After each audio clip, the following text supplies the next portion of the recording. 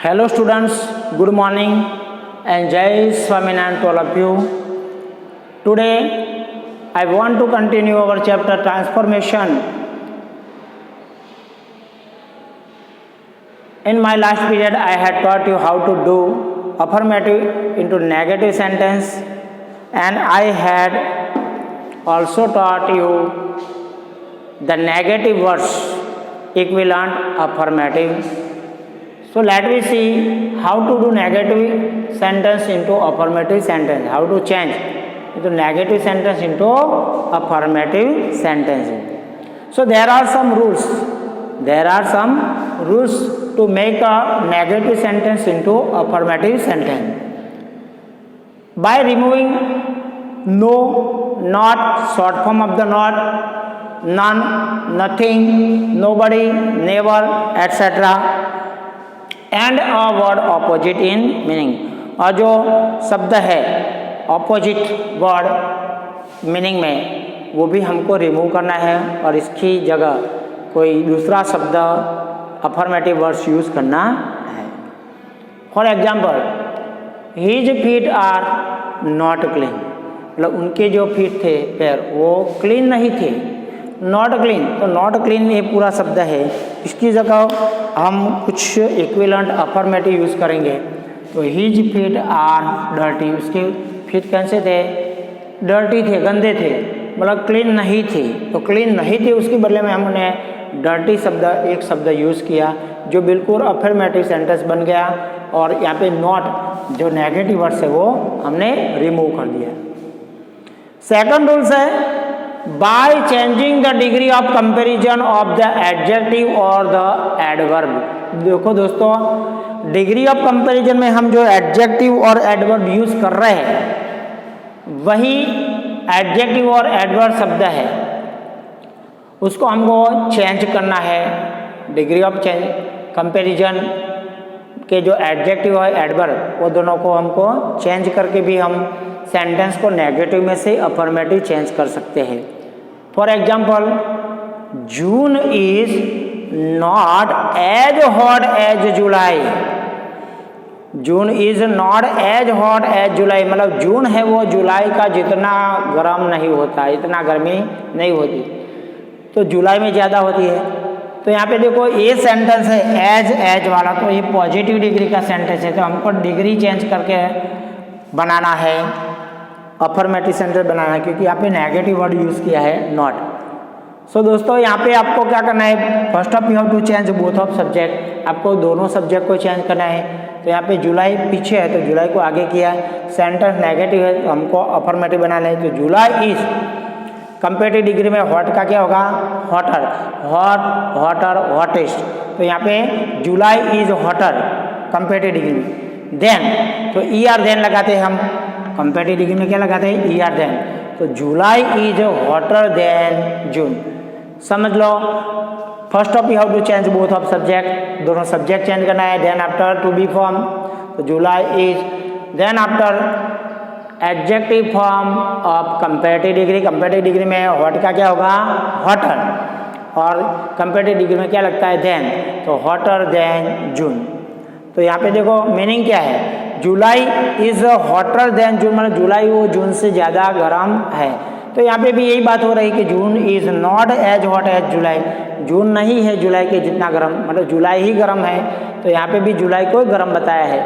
तो दोस्तों degree of comparison में चेंज करने से मीनिंग का चेंज होना चाहिए नहीं. हम ट्रांसफॉर्मेशन का रूल्स है कि ट्रांसफॉर्मेशन करते हैं तब सेंटेंस का मीनिंग सेम होना चाहिए. भले आप सेंटेंस नेगेटिव में से अफर्मेटिव बनाओ, अफर्मेटिव से नेगेटिव बनाओ, लेकिन जो मीनिंग है सेंटेंस का वही सेम होना चाहिए. Second sentence, no mountain peak is as high as Mount Everest, मतलब कोई माउंटेन पीक, कोई पर्वत की शिखा इतनी हाई नहीं है जितनी माउंट एवरेस्ट की है, मतलब माउंट एवरेस्ट ज़्यादा ही है, इससे दूसरा कोई माउंटेन पीक ज़्यादा हाई नहीं है. तो ये दोस्तों ये नो माउंटेन पीक वाला सेंटेंस है. एज, तो यहाँ पे पॉजिटिव डिग्री का सेंटेंस है, तो हमने यहाँ पे देखो mount Everest is the highest mountain peak, mount Everest is the highest mountain peak यहाँ पे लिया, सुपरलेटिव डिग्री का सेंटेंस लिया, तो mount Everest is the highest mountain peak. तो सुपरलेटिव डिग्री में बताया यहाँ पे कि माउंट एवरेस्ट है वो सबसे ज़्यादा ऊंचा माउंटेन पीक है। तो ऐसे डिग्री चेंज करके भी हम नेगेटिव में से अफर्मेटिव बना सकते हैं। C, by removing no sooner than structure. अभी देखो ये इसमें ध्यान रखना, नो सूनर स्ट्रक्चर है, नो सूनर देन, वो स्ट्रक्चर में भी नो है, वो नेगेटिव बताता है सेंटेंस। तो हमको इसके बदले में क्या यूज करना है, जो अफर्मेटिव मीनिंग हमको मिले। तो यहाँ पे देखो example, no sooner did they open the gate than the crowd rush in. No sooner did, यहाँ पे नो सूनर मतलब नेगेटिव सेंटेंस है, हमको बनाना अफर्मेटिव, तो हमने यहाँ पे यूज किया as soon as they open the gate, as soon as they open the gate, जैसे उन्होंने गेट ओपन किए, द क्राउड रशिंग, क्राउड अंदर रश करके आ गया, रश का मतलब दौड़ के अंदर घुस गया। तो दोस्तों यहाँ पे याद रखना कि नो सूनर की जगह हमने एज सुन एज यूज किया। यहाँ पे सिंपल पास्ट टेंस था, डिड यूज किया, इसलिए यहाँ पे V1 था, लेकिन हम एज सुन एज यूज करते हैं तब हम डिड यूज नहीं कर सकते, तब हमको सेकंड फॉर्म डायरेक्ट लेना है क्योंकि ये सिंपल पास्ट टेंस है।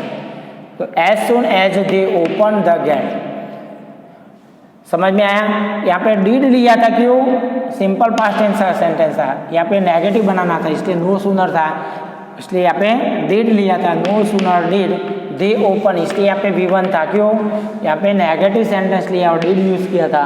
अगर सेंटेंस नेगेटिव होता है और डिड यूज होता है तब V1 आता है, लेकिन वही सेंटेंस अफर्मेटिव बना रहे हैं। तो as soon as they open the gate the crowd rush in, जैसे उन्होंने दरवाजे खोले नहीं कि क्राउड अंदर घुस गया, जैसे उन्होंने दरवाजे खोले क्राउड अंदर घुस गया।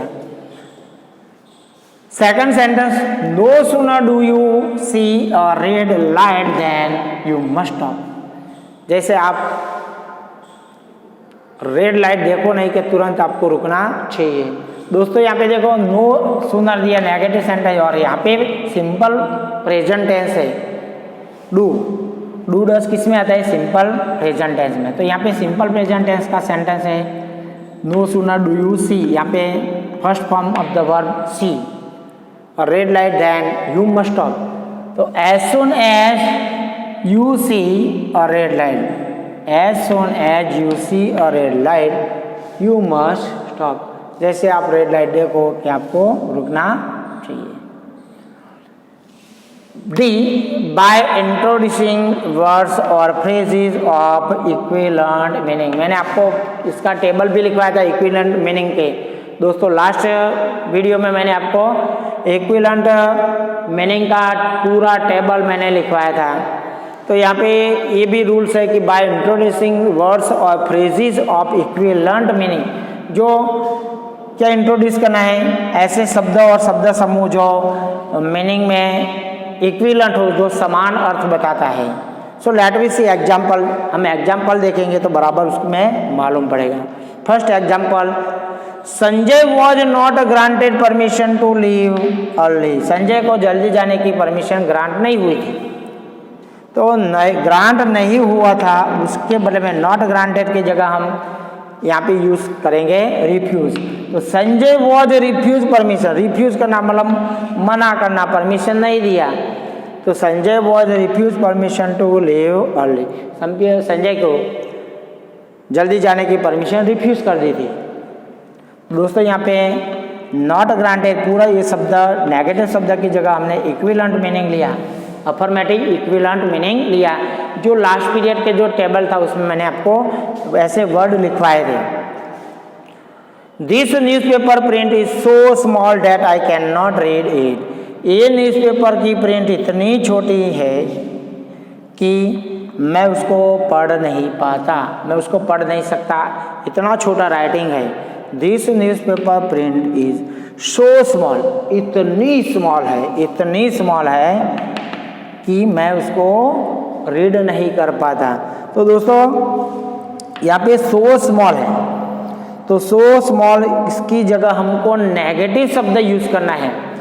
तो हम यहाँ पे एडवर्ब टू यूज करेंगे। Remove that, so that, you जो सो दैट है उसको रिमूव करना है। सो दैट को रिमूव करके हम एडवर्ब क्लॉज टू यूज करेंगे। एडवर्ब टू, तो ये टू है एडवर्ब क्लॉज टू। ये टू ये क्या बताता है? नेगेटिव शब्द बताता है कि बहुत ज़्यादा जो कुछ करने से हम एबल नहीं है। तो this newspaper print is too small, TOO, ये क्या बताता है? वो एडवर्ब ज़्यादा बताता है, जो नेगेटिव मीनिंग बताता है। तो this newspaper is too small, ये न्यूज़पेपर इतना छोटा है, ये न्यूज़पेपर की प्रिंट इतनी छोटी है मेरे लिए कि मैं उसको पढ़ नहीं पाता। मेरे लिए ये न्यूज़पेपर की प्रिंट इतनी छोटी है कि मैं उसको रीड कर सकता नहीं। So friends, here we have completed negative sentence into affirmative sentence. How to do negative sentence into affirmative sentence?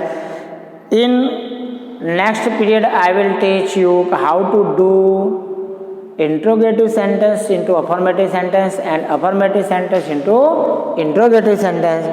So दोस्तों ये सब ट्रांसफॉर्मेशन में आता है। So we will continue our chapter in our next period. जय Swaminarayan to all of you.